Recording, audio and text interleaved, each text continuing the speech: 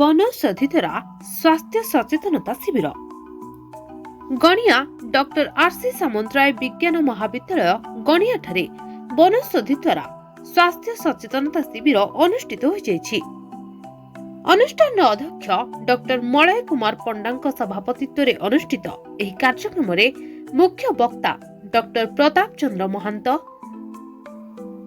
सम्मानित अतिथि बनौषधि विशेषज्ञ डॉक्टर चित्तरंजन मल्लिक, सदानंद नायक, हाड़ीबंधु साहू और अनुष्ठान संपादक डॉक्टर एल्ड्राड काइंड सेठ जोग देथिले। Secretary of Dr. Samantarai Institute.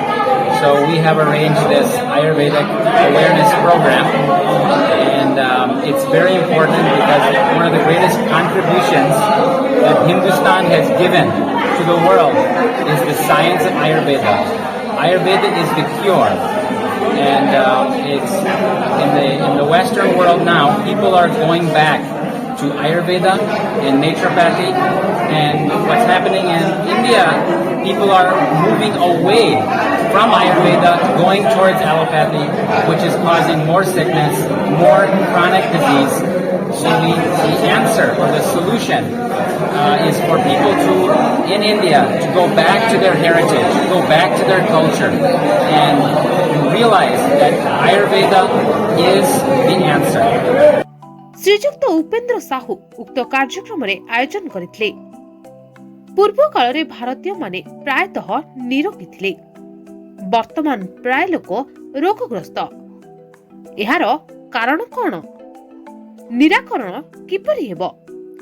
जदि जणे व्यक्ति आयुर्वेद को निजर दिनचर्या रे शामिल करिवो तेबे निश्चय सुस्थ रहिबो बोली मंचासीन अतिथि माने मत प्रकाश करथिले। नमस्कार, Shri Pratap Chandra महांत, आईसीएमपीएस solution private leader Odisha. आज जो कार्यक्रम होता है स्वास्थ्य सचेतनता कार्यक्रम आईसीएमपीएस वेलनेस आयुर्वेद आज भारत वर्षर रेपुटेड आयुर्वेद संस्था government of India Ayush certified संस्था ये भारत वर्षर विभिन्न स्थान में आयुर्वेद कार्यक्रम ऑर्गेनाइज करुच्ची। विभिन्न लाइफस्टाइल डिजीज जमीन आपंकर diabetes, blood pressure, thyroid, asthma, allergy, gas, acid संपूर्ण ये समाधान केवल लोक मान से सचेतन कर जो मैंने अच्छा से प्रकार से आयुर्वेद प्रोडक्ट दूसरी अब ये जेहतु डायरेक्ट सेलिंग कनसेप्ट अच्छी लोक मान बेरोजगार भी दूर कर कार्यक्रम राउत घर पांडरसिंहा आम आरसी कॉलेज माध्यम स्वास्थ्य सचेतनता शिविर होता से शिविर में योगदान करूँ जहाँकि रसायन आयुर्वेदिक औषध लोकंर किए उपकार लगुच ताकर जे मुख्य महंत सारे आसते से समस्त को ये विषय धारणा देते एवं किभली खाइबा किभली योग करवा से विषय भी समस्त को सचेतन जेहेतु स्वास्थ्य ही संपद यहाँ ग्रहण करवा निहाती दरकार। आयुष्मान भारत पुरस्कार प्राप्त बनौषधि कंपनी आरसीएमपीएस वेलनेस प्राइवेट लिमिटेड विभिन्न स्थान रे एभली कार्यक्रम करी रोगी मानकु निःशुल्क सेवा प्रदान करि आसुछि।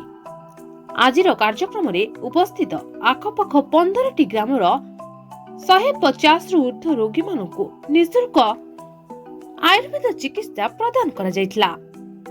एथिरे अनुष्ठान छात्र छात्री और कर्मचारी माने सहयोग करथिले।